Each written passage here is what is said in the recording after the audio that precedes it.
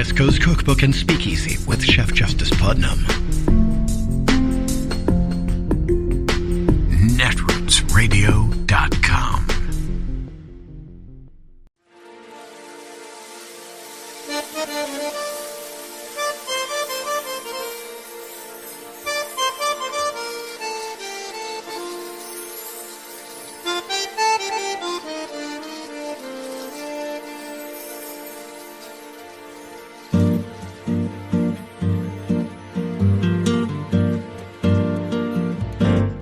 Je voudrais du soleil vert, des dentelles et des théières, des photos de bord de mer, dans mon jardin d'hiver. Je voudrais de la lumière, comme en Nouvelle-Angleterre. Je veux changer d'atmosphère, dans mon jardin d'hiver. À fleurs sous la pluie de novembre, tes mains qui courent, je n'en peux plus de t'attendre. Les années passent, qu'il est loin, là je tombe. Nul ne peut nous entendre. Je voudrais du Fred Astaire, revoir un latte Goël. Well, if you're wondering just how much special treatment Donald Trump gets as a defendant, the answer is more special treatment than any defendant in American history, much more. The proof of that once in history level of special treatment came in a Manhattan courtroom today, when the judge presiding over the civil fraud case against defendant Donald Trump said something that no judge has ever said before.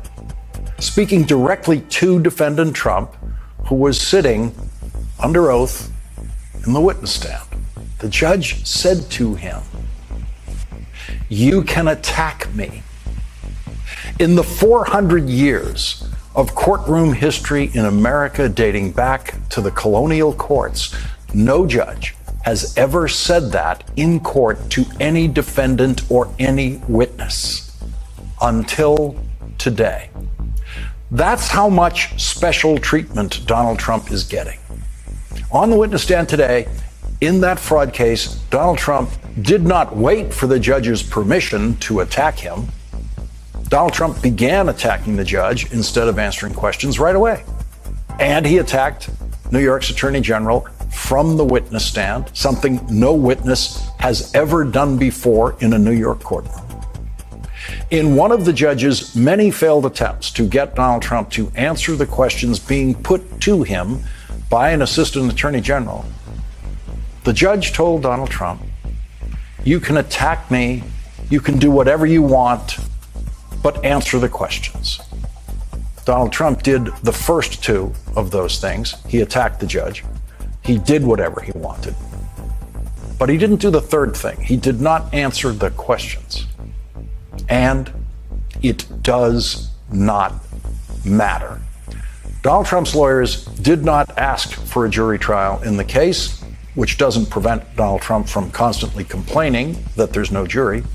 Deciding whether Donald Trump and his sons committed fraud in falsely exaggerating the value of their holdings was entirely up to the judge in the case, who has already reached a verdict that Donald Trump and his two sons did indeed commit fraud. The proceeding going on now in the courtroom is about nothing other than how big a penalty should the judge impose on Donald Trump and his sons and the family business. As has been said many times on this program, no sane criminal defense lawyer would ever allow Donald Trump to testify under oath in court. But this is not a criminal trial. And that's why you're seeing Donald Trump testify, which we will not see in any of the 4 criminal trials Donald Trump is facing. Because this is a civil trial, the defendant can be called to the witness stand by either side in the case. And so the Attorney General has called Donald Trump as a witness to show the judge that Donald Trump was actively involved in what the judge has already ruled was a fraud. But the judge already knows that Donald Trump was actively involved in that fraud based on Donald Trump's under oath pretrial deposition and the rest of the evidence in the case. Today, the judge made it clear to Donald Trump that if he refused to answer a question by making a campaign speech instead, as Donald Trump did many times, the judge would then take a negative inference from Donald Trump's refusal to answer. In other words, if the Attorney General asked Donald Trump if he approved of a false valuation and Donald Trump rambled on and refused to answer that question, the judge could then infer that Donald Trump was simply trying not to admit the truth that he did knowingly approve false valuations. Donald Trump made some admissions under oath that were lost to many observers of the trial in all of the bluster of the day. When asked why the square footage of his New York apartment was listed as triple the actual size, Donald Trump admitted under oath that the exaggerated square footage created a false valuation. Trump said the number was too high. The Attorney General introduced a deed to Donald Trump's Florida residence, which he operates as a private club because he cannot afford to live there without the income from the private club. The deed to that property says the club and Trump intend to forever extinguish their right to development or use the property for any purpose other than club use. That is why the actual value of the property is severely limited. The deed severely limits the possible purposes of a sale. It cannot be sold for a higher value purpose. When confronted with the deed limiting the value of that property, witness Trump seized on one word in the deed, the word intend. Trump said, intend doesn't mean we will do it. Because Donald Trump is one of the very stupidest people ever to be charged with business fraud, and because his demonstrably ineffectual lawyers obviously do not have the skills to prepare their client for even the simplest and most obvious questions, Donald Trump incriminated himself and his children with the only one-word answer that he gave all day. Question: who within the Trump organization was responsible for preventing and detecting fraud? Answer: everybody. And there, Donald Trump destroyed any shred of defense in the case for himself and his co-defendants, Donald Trump Jr. and Eric Trump. Everybody. You could spend weeks trying to think of a stupider answer than that, and you cannot come up with one. Now remember, going into his testimony today, the verdict was already rendered on the fraud that Donald Trump and his sons committed. The question now is only, will they face the maximum penalty for that fraud, which could include fines of up to $250 million? Donald Trump's job as a witness today was to give the judge a reason, any reason, to lower the penalty against him and his sons. His job was to make the judge think the fraud wasn't Donald Trump's fault, wasn't Donald Trump Jr.'s fault, wasn't Eric Trump's fault. It was the accountant's fault or something like that. That wouldn't eliminate the penalty, but it could significantly soften it. And instead, Donald Trump continued his war with the judge who is going to decide the fate of Donald Trump's business. And Donald Trump incriminated himself and his kids. Question: who within the Trump organization was responsible for preventing and detecting fraud? Answer: everybody. Lawyers dream of moments like that in court, where you get the witness on the stand who thinks he's the smartest guy in the room, which is something only stupid people think in courtrooms, and he gives you a fast and loose answer to the key question in the case.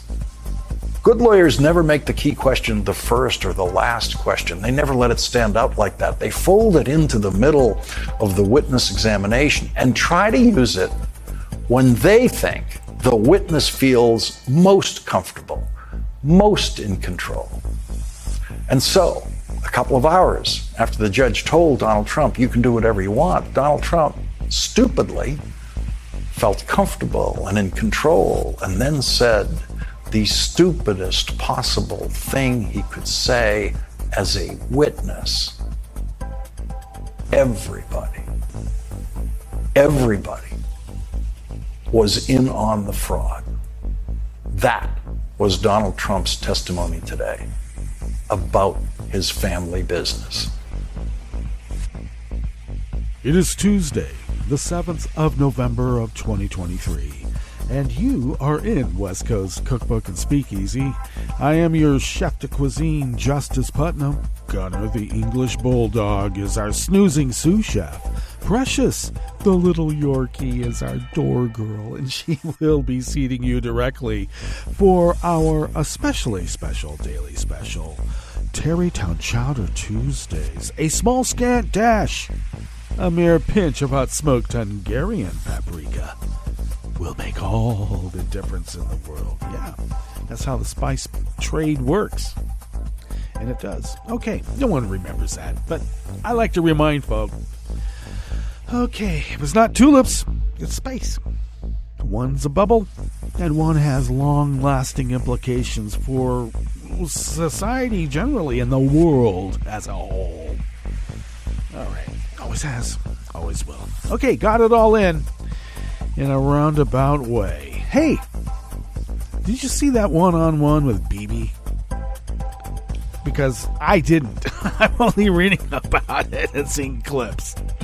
But what I've read and what I've seen, no wonder, hundreds and hundreds of thousands of Israelis were protesting every weekend against that mofo. Might have even been more. And the protests are back while they are at war. Because it seems like maybe BB, I like the musicality of that. But anyway, because I don't like BB. Who does? Well, we know we know who does. But regardless, he may be craven enough to want to risk the lives of his fellows. Yeah.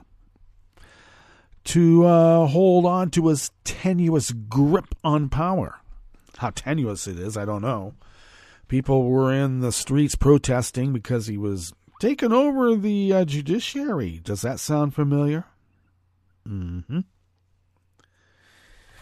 Yep. Okay. You can't get what you want because the law prevents it. Take over the courts. Who does that? Yeah, we know who does that. That's right. And I'm not saying, take over the courts in terms of, reason. You know what we mean. That's it. Authoritarians are all playing off the same playbook. Why? Because they're dimwits, ultimately. Even the smart ones. Because I got to tell you, from my experience of being a temporarily embarrassed poet, philosopher, king, fallen from my lofty perch, even I know that I wouldn't want me running things with my arbitrary whatever.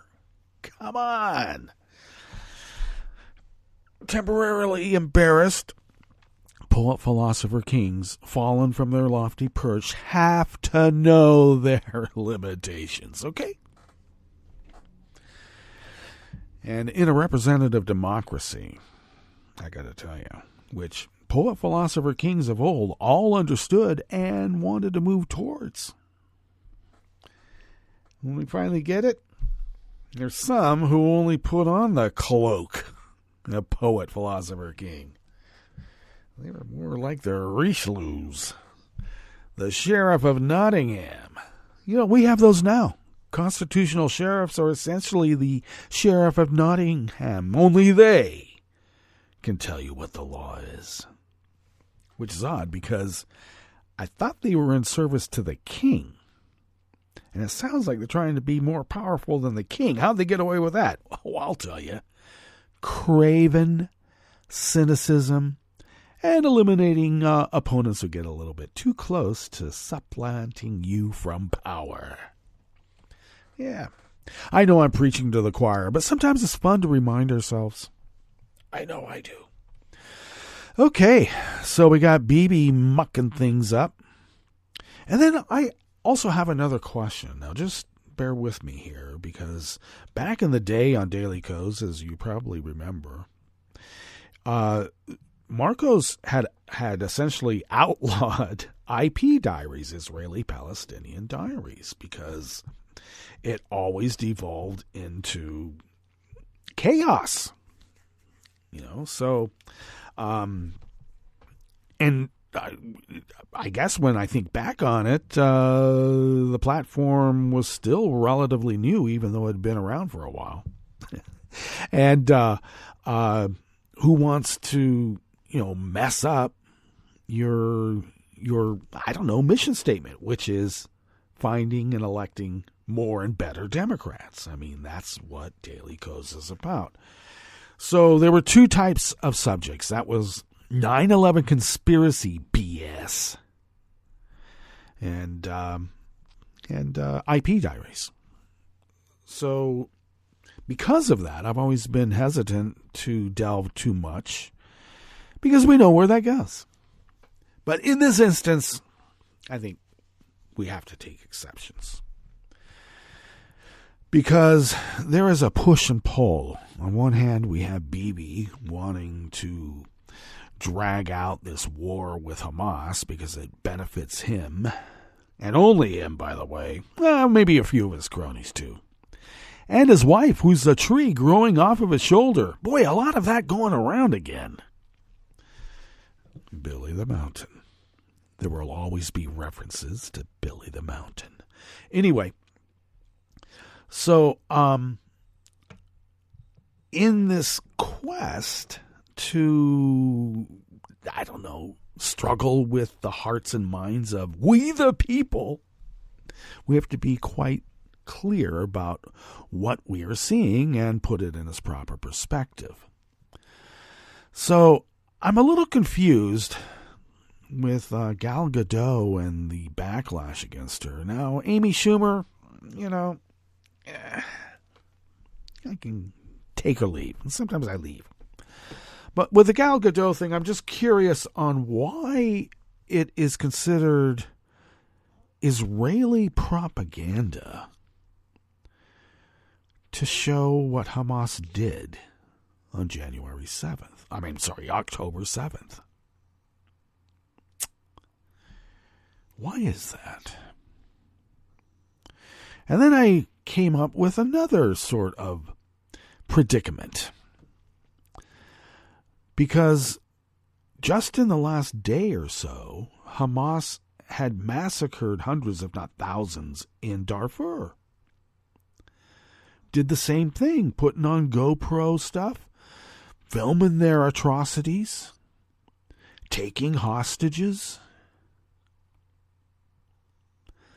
But the mere mention of that, immediately the Elon Musk troll bots came out and said that is Israeli propaganda. Simply acknowledging that Hamas has committed another atrocity that they themselves filmed. That they themselves then put on the social media of the victims, if they had social media, put it on their feeds, just like on October 7th. So, Gal Gadot is being run through the ringer for Israeli propaganda. And then yesterday, a 65-year-old Jewish guy in Westlake. Westlake, if you don't know, that's, a lot of Los Angeles Jews live in Westlake. I mean, it's just the way it is. I'm sorry, but, come on. Everybody knows it. That's why there was a pro-Palestinian protest there. So the neighbors and the locals of the community came out and stood with Israeli flags. Not in arm in arm with Bibi. There might have been a few there, though, who like Bibi. But we're talking about a massacre on 10/7 and what happened then. That's what that was about. And a guy's holding an Israeli flag, and a guy comes up and beats him over the head with a megaphone. Now, they called him an elderly Jewish fellow, 65. Now, I got to tell you, I'm going to be 68 in March. I'm elderly? God, I wish someone would have told me. I know I was getting old, but I didn't know I was elderly already. 65 and you're elderly? I like to think that since I outlived Hemingway, now I know he did himself in, but still, he seemed rather robust at, 60, 63, whatever. But then again, 10 years can wear on you pretty quick. So this guy gets beaten down. And what is the argument I hear? Other than the ghoulish, he had it coming because why? He had it coming because he was Jewish? Is that what that was about? So I'm just, a little confused. And there are some who say that the phrase from the rivers to the desert to the sea, the one that the supposed elimination of every Jew, that they're okay with that phrase. That can be sort of like what Rashida Tlaib said in terms of, it's like an aspirational sort of thing. I guess aspirational. Aspirational means they wish that they could get rid of every Jew along this corridor. Is that what you're saying? I don't think that that's a good phrase, and I will never say that that's okay to say. All right? Just like I don't like the idea of no Japs allowed. It's okay to say that, huh? It's not racist. Is that what you're trying to tell me? Uh-huh. So I don't want to demonize and marginalize and dehumanize Palestinians. I don't think that's appropriate. I'm talking about Hamas.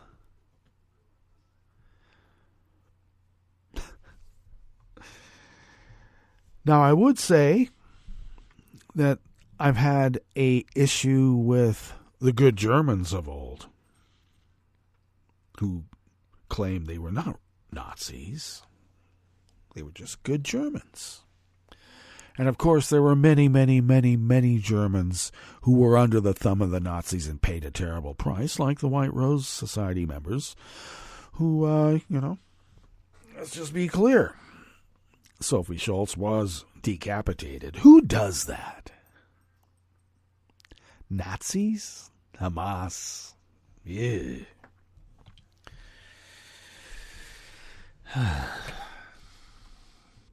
So our fight necessarily wasn't against the German people. It was against Nazis.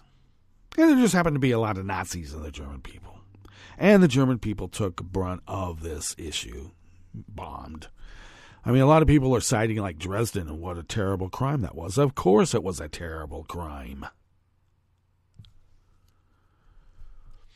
Now, I'll tell you why. Because it was a terror campaign to suck the morale from the German people so they would turn against Hitler. That's only in the public record, okay? We're not making it up. It's not some armchair analyses. Them's the facts. There were no secret tunnels underneath this city of art that we were trying to get at, and we just had to destroy all those people and all that great art to get at these command posts tunneled underneath them all. They were using the city of Dresden as a shield, a body shield. Yeah, nope. We just wanted to suck the morale out of the German people.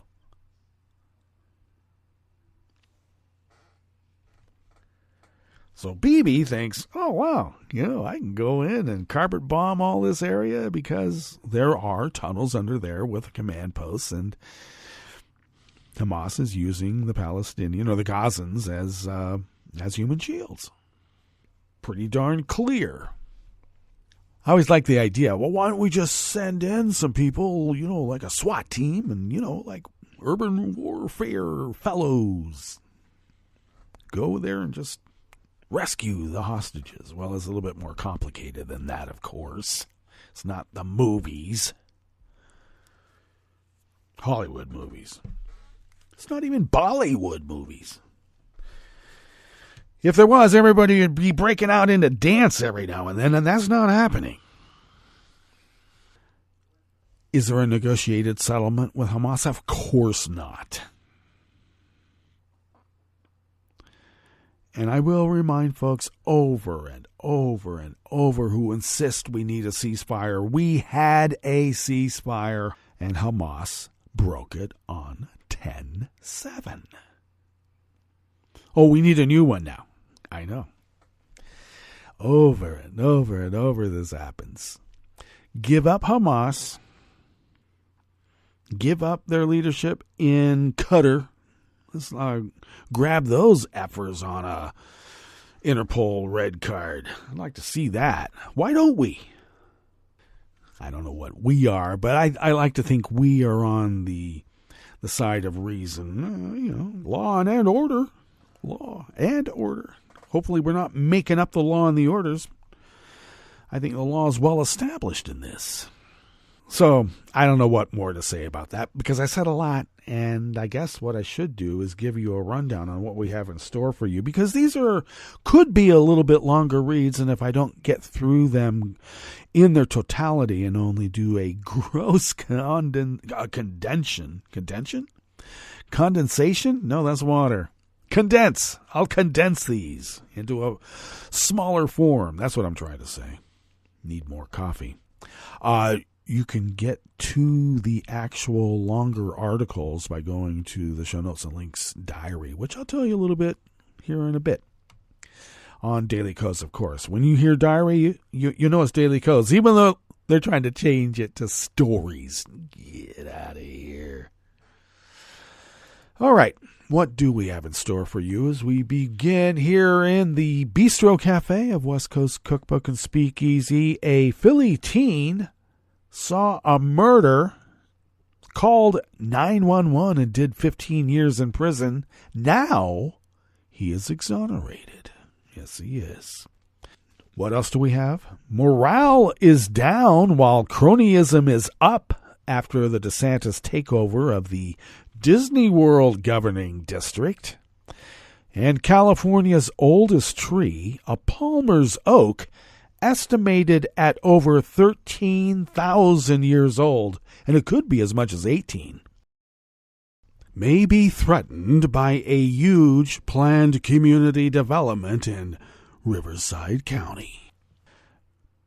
After the break, we move to the chef's table where the French justice minister went on trial on charges of using his office to settle personal scores. Coming to an America again near you, indeed. And Hungary fired its National Museum director over LGBTQ plus content in the prestigious World Press Photo Exhibition in Budapest. All that and more on West Coast Cookbook and Speakeasy. Bon appetit.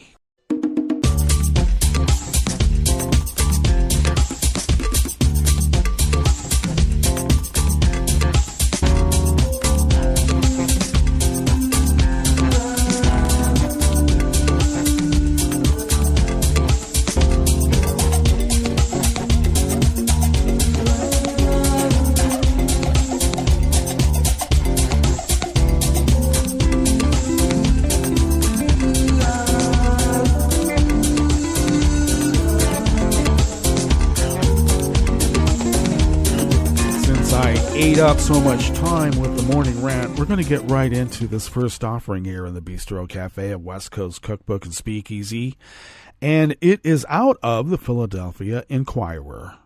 When teenager Gary Hall was gunned down on a nice town street in 2006, his friends all seemed to know who did it. They blamed Ivan Simmons, whose little brother had been seen arguing with Hall minutes earlier. A few months later, Simmons was fatally shot in what Hall's friends told police was an act of revenge for Hall's killing. And after that, a friend of Simmons shot Hall's cousin in retaliation for the retaliation. Yet, Philadelphia police disregarded those statements, court filings show.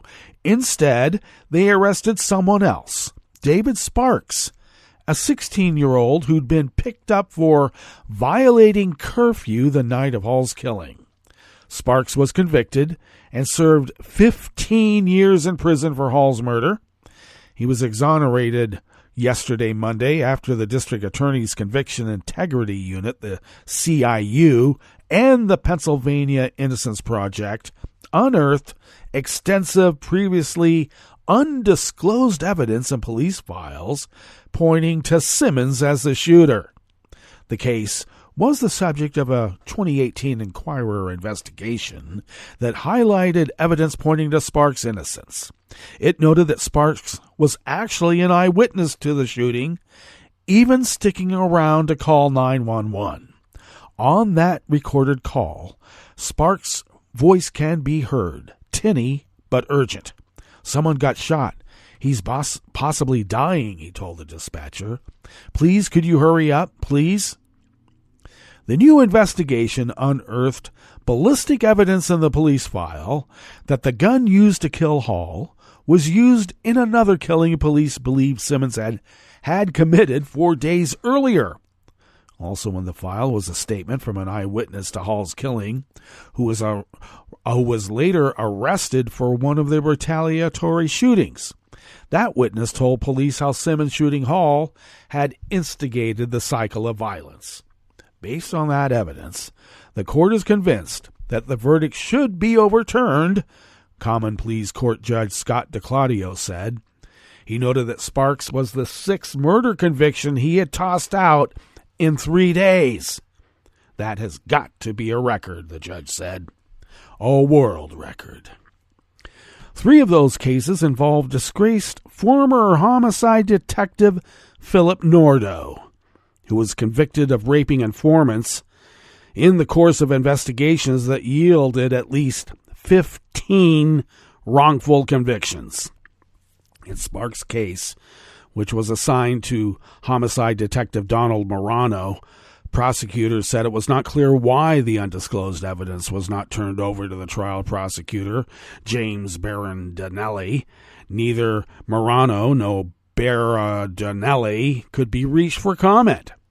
This just shows the power of finally getting information from those homicide files, said the Pennsylvania Innocence Project, who worked on the case with lawyer Jim Fragorski. It really proved what David has always said, what the neighborhood has always said, that it was the truth. In 2008, Sparks waived his right to a jury and stood trial before Judge Sheila Wood Skipper. The case against him rested largely on 2 eyewitnesses, sisters who were 12 and 14 years old when they saw the shooting from inside a Chinese takeout. Their testimony was inconsistent, evolving from their initial statements to testimony at the preliminary hearing, and again changed during the trial. A third witness denied having given a statement to homicide detectives, testifying, "They wrote it down and made me sign the papers. Those are not my own words." Sparks' defense lawyer presented testimony from Sparks' girlfriend at the time, who said she saw Simmons shoot Hall. But due to her relationship with Sparks, Wood Skipper did not credit that statement. Instead, she found him guilty and sentenced him to life in prison with no possibility of parole. The Pennsylvania Innocence Project first took the case in 2013, Fagorsky, the lawyer, joined the case when Sparks became eligible for a new sentence based on a U.S. Supreme Court decision that minors could not be subjected to mandatory life without parole sentences, but it was not until the district attorney's office turned over its case file that the ballistics and the other evidence surfaced. The information they found revealed that police knew well before Sparks went to trial about the evidence linking Simmons to Hall's killing.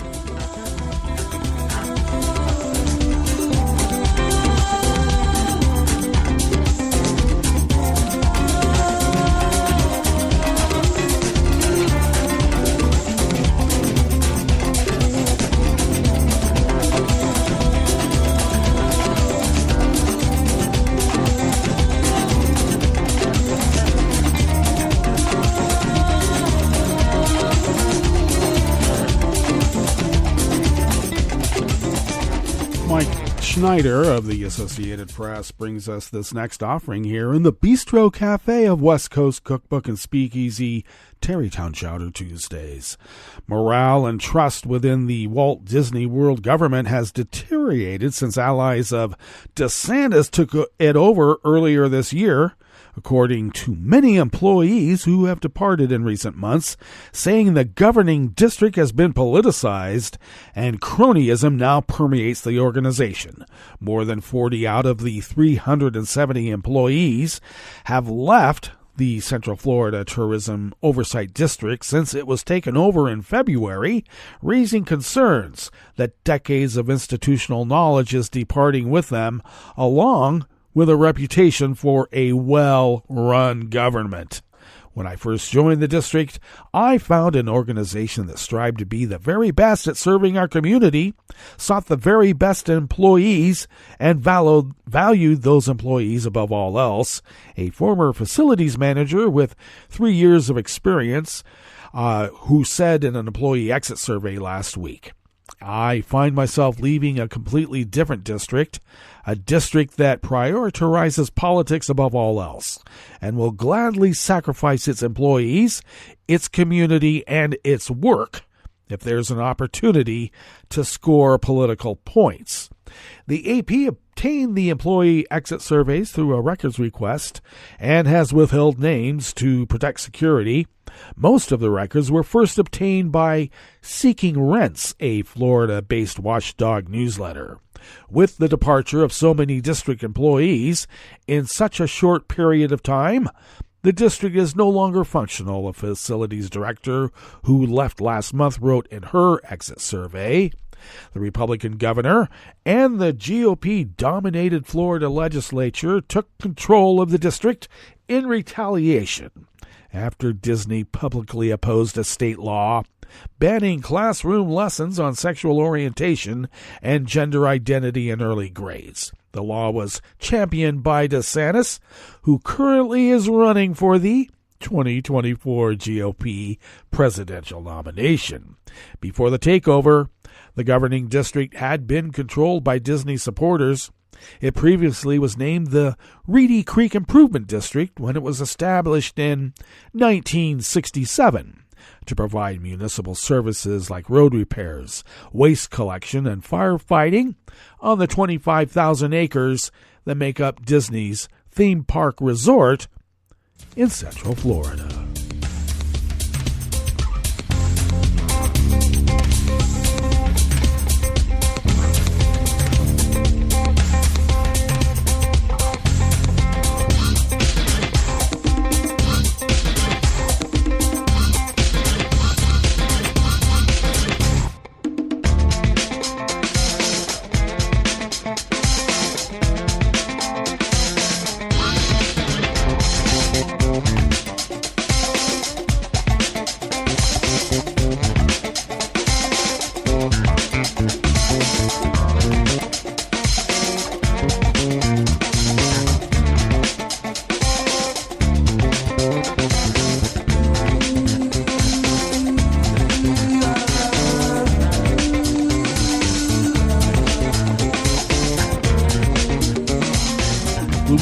Sahagan of the Los Angeles Times brings us this final offering here in the Bistro Cafe of West Coast Cookbook and Speakeasy. It started life near the end of the last ice age, nestled between two boulders on a rise in the Europa Hills of Riverside County. A shrubby oak estimated to be at least 13,000 years old, making it one of the oldest living organisms on Earth. Devoid of other members of its species, the Quercera palmeri, or Palmer's oak, to pollinate it, it is infertile and grows clonally with new shoots and root systems that tap rainwater collected in cracks in the rocks beneath the surface. If it had eyes, it would have gazed out at saber-toothed tigers and mastodons, said Norman Elsrand, distinguished professor of botany at UC Riverside. But this legendary survivor may be soon looking out at tract homes and warehouses if the city of Europa Valley approves a developer's proposal. A recently released environmental impact report on a proposed master-planned community called Rio Vista has alarmed researchers, native plant enthusiasts, and tribal leaders who fear the oak may not survive the clatter of urban development pushing up the slopes of its isolated stony perch. The proposal calls for almost 1,700 homes, commercial sites, 2 elementary schools, 3 parks, an equestrian center, and an area zoned for light industry, as well as measures to protect the oak tree, because why not? But advocates of the oak say those measures don't go far enough. We're concerned about the fate of the tree and the unusual conditions it needs to survive, said Nick Jensen, Conservation Program Director for the California Native Plant Society.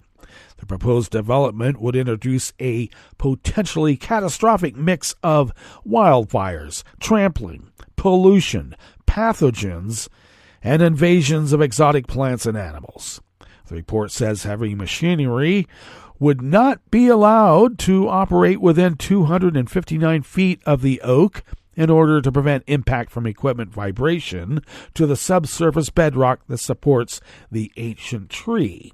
It also suggests turning over management of 23 acres surrounding its rocky perch to a future homeowners association, Riverside County authorities, or a local conservation entity that would include members of the Gabrieliano Band of Mission Indians Keys Nation.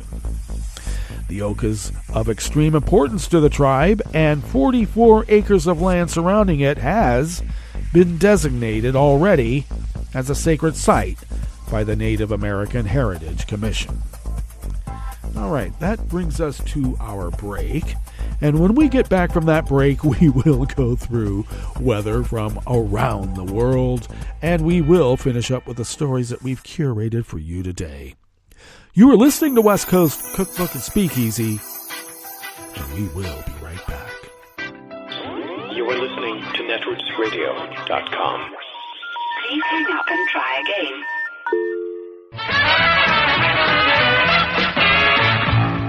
From a point at sea to the circles of your mind, a new force is at work for planetary transformation. New radio for a new Earth.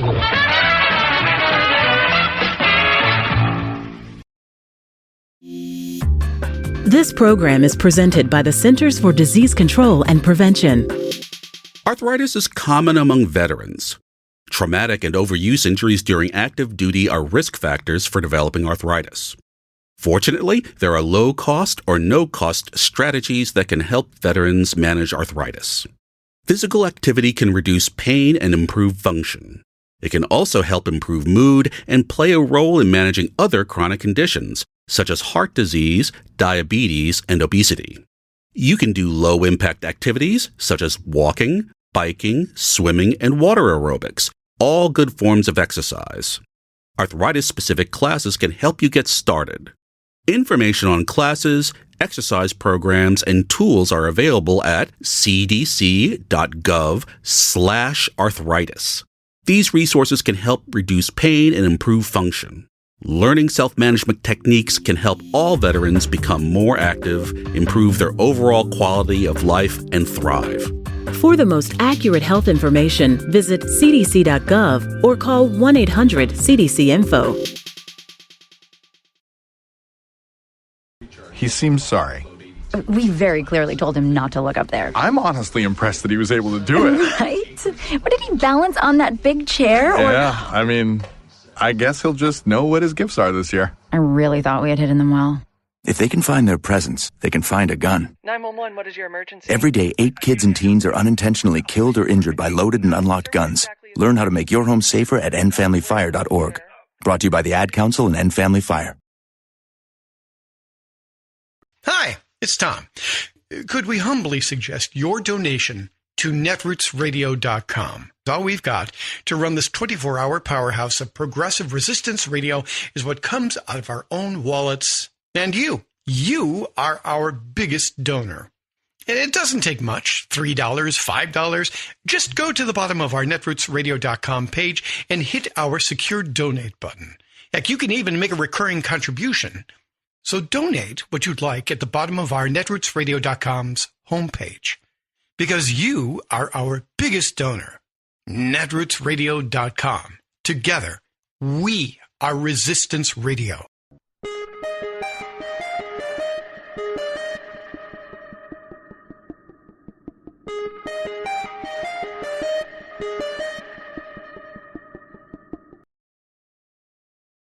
Bertie Bowman began his career doing janitorial jobs and sweeping the steps of the U.S. Capitol in 1944 when he was 13 years old. I'm Bill Newman, and this is the Civil Liberties Minute. Bowman had run away from his home in South Carolina, where his family worked as sharecroppers. He later said that when he was in the cotton fields, he'd look at airplanes and buses and wonder where they were going. Some 20-plus years later, in 1965, still in D.C., he joined the staff of the Senate Foreign Relations Committee. As committee clerk, he supervised interns and messengers, including one Bill Clinton, who he bonded with over their shared love of Elvis Presley. President Clinton wrote the foreword to Mr. Bowman's 2008 memoir, Step by Step, a memoir of living the American dream. And Joe Biden wrote the blurb on the cover. When Bowman retired after working for the committee for 56 years, he was the longest-serving black staff member in Congress. One difficult part of his life story, as reported in the New York Times, some of the senators who helped him in his career were Southern segregationists. As he told NPR, I'd be telling you a lie if I said some things those senators said didn't hurt me. Bertie Bowman, a respected and beloved person in the Capitol, died in late October at the age of 92. Rest in peace, Bertie Bowman. The Civil Liberties Minute is made possible by the ACLU because freedom can't protect itself. I'm Rick Smith, and this is Labor History in 2. On this day in labor history, the year was 1990. That was the day that Lemuel Rickett Boulware died. Boulware had a notorious reputation with labor leaders. He was the vice president for employee relations for General Electric during the 1950s. He took the lead on labor for the company in 1947, a year after a 17-week bitter strike at General Electric. Determined not to have another such strike, Boulware cultivated his own brand of labor relations. He advocated doing extensive research and offering what he called a fair, firm offer at the bargaining table. This meant the company would essentially give their final offer on the first day of bargaining and hold nothing back for future negotiations. This take-it-or-leave-it approach came to be known as Boulwareism. Other companies copied his tactic. Boulware came to be regarded as a master negotiator by corporate leaders. He was known for writing internal communications to GE employees with catchphrases advocating management's position on labor issues. In 1969, at the AFL-CIO convention in Atlantic City, Paul Jennings, the president of the Industrial Union of Electrical Workers, derided Boulware's tactics. Jennings described it as telling the workers what they're entitled to and trying to shove it down their throats. Boulware once described fair share unionism as wrong in principle and bad in practice. He is credited with helping to move Ronald Reagan to a more conservative approach to labor. Reagan went to work as a spokesperson for General Electric in 1954. At the time, Reagan had been a Democrat and also president of his union, the Screen Actors Guild. During his time at GE, he moved increasingly to the radical right, especially on labor issues. Like what you hear? Check out more at laborhistoryin2.com.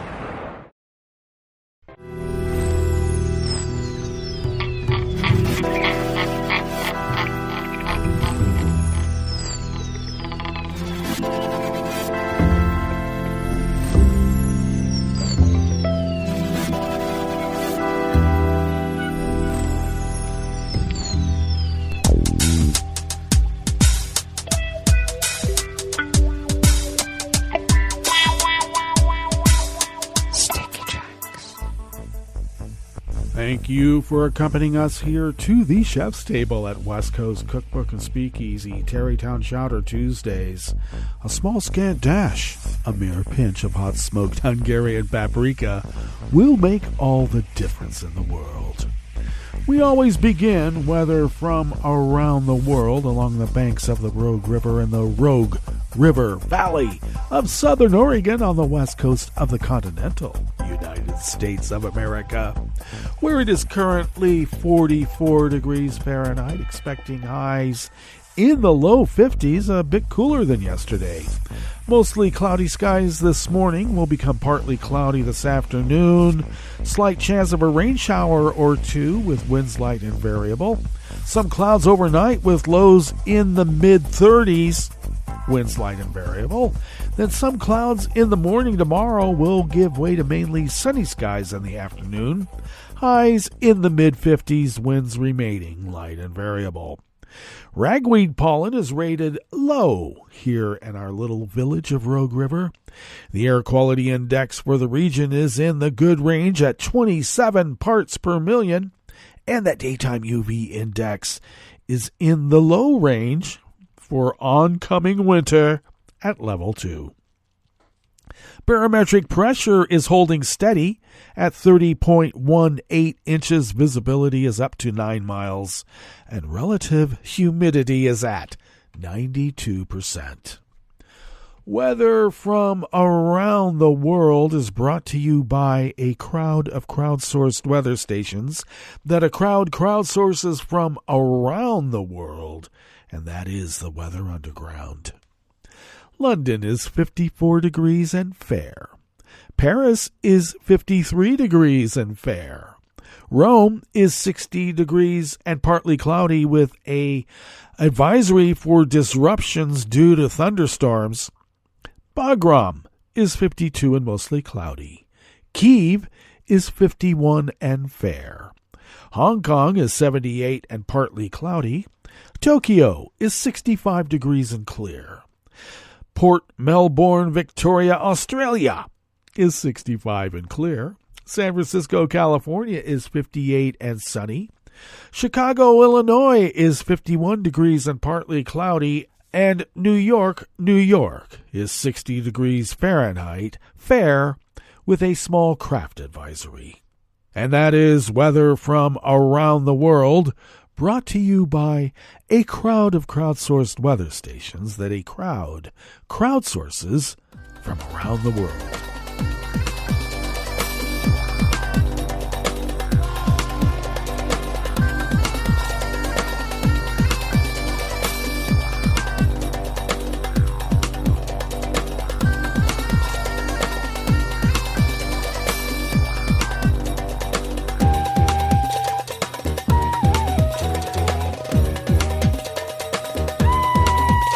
Nicolas Vaux-Montagny of the Associated Press brings us this first amuse-bouche here at the chef's table at West Coast Cookbook and Speakeasy, Tarrytown Chowder Tuesdays.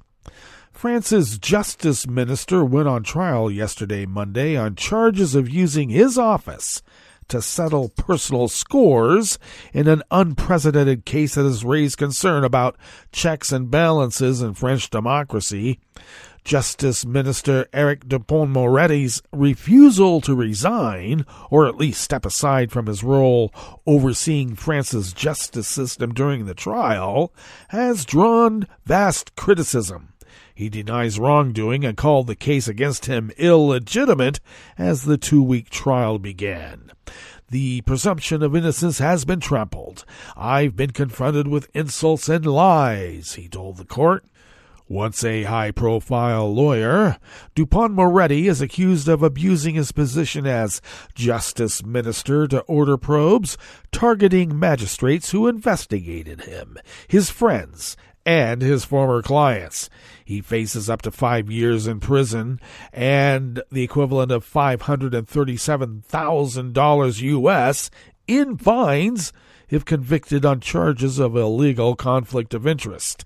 The trial marks the first time in modern France that a government minister has been put on trial while still in office. According to legal historians, until now, it was seen as an unwritten rule that members of government should resign if they were put under investigation. Dupond-Moretty was appointed justice minister by Macron in 2020 and has said he will remain in office through the trial, which is due to end on November 17th. Prime Minister Elisabeth Borne reiterated her support for Dupond-Moretty yesterday, Monday, before the trial opened. He went on trial in a special court for alleged wrongdoing by the government, the Court of Justice of the Republic. He faces 3 professional magistrates accompanied by 12 members of Parliament, 6 from the lower house and 6 from the Senate, who will issue a ruling. A majority of 8 votes is required to decide on guilt and the sentence.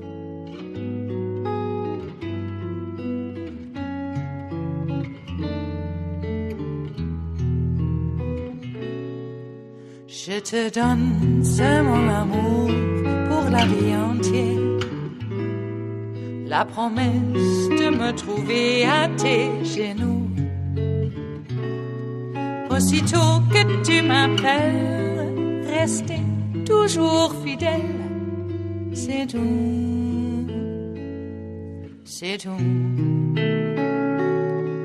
Je te donne tous mes printemps, mes étés de mer, mes automnes quand les feuilles tombent partout. Si ce n'est pas une bonne affaire, je te donne tous mes hivers. Justin Spike of the Associated Press brings us this final amuse-bouche here at the Chef's Table at West Coast Cookbook and Speakeasy.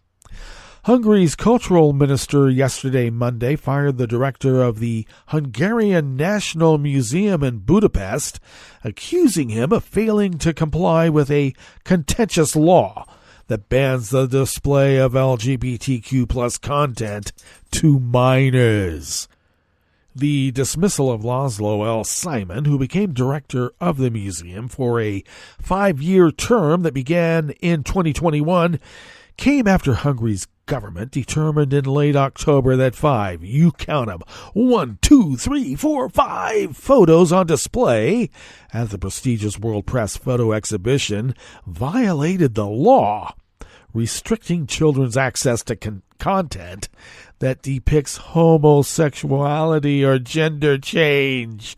The museum subsequently put a notice on its website and at the entrance to the World Press Photo Exhibition, which showcases outstanding photojournalism, that the collection was restricted to visitors over 18. Writing on his Facebook page yesterday, Simon, a member of Hungary's ruling Fidesz party and a former Secretary of State with the Cultural Ministry, said that neither he nor the museum had deliberately violated Hungary's 2021 child protection law. The photographs in question document a community of elderly LGBTQ+ people in the Philippines who have shared a home for decades and cared for each other as they age. The photos show some community members dressed in drag and wearing makeup. Oh, the horror. Hungary's government, led by nationalist Prime Minister Viktor Orban has restricted the availability of materials that promote or depict homosexuality to minors in media, including television, films, advertisements, and literature. While the government insists that the law is designed to insulate children from what it calls sexual propaganda, it has prompted legal action from 15 countries in the EU, with the bloc's Commission President Ursula von der Leyen calling it a disgrace. And it is.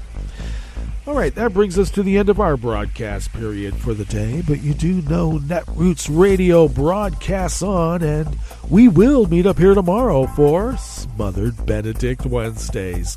So do stay tuned to Netroots Radio all day and all night for all the breaking news as it breaks, and we will meet up here tomorrow, right here, in West Coast Cookbook and Speakeasy.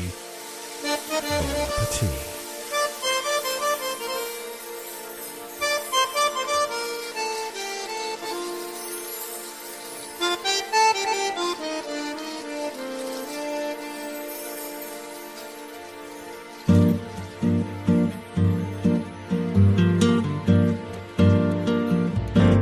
Je voudrais du soleil vert, des dentelles et des théières, des photos de bord de mer, dans mon jardin d'hiver.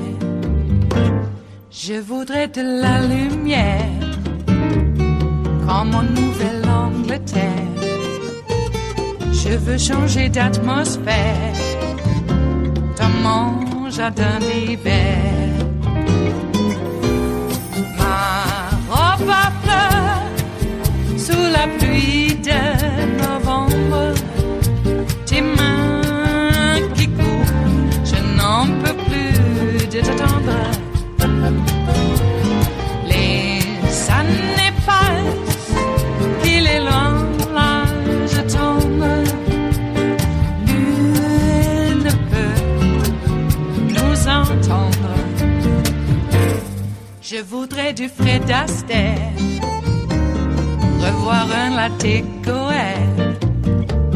Je voudrais toujours te plaire dans mon jardin d'hiver. Je veux déjeuner par terre, comme au long de golfe clair, t'embrasser les yeux ouverts dans mon jardin d'hiver.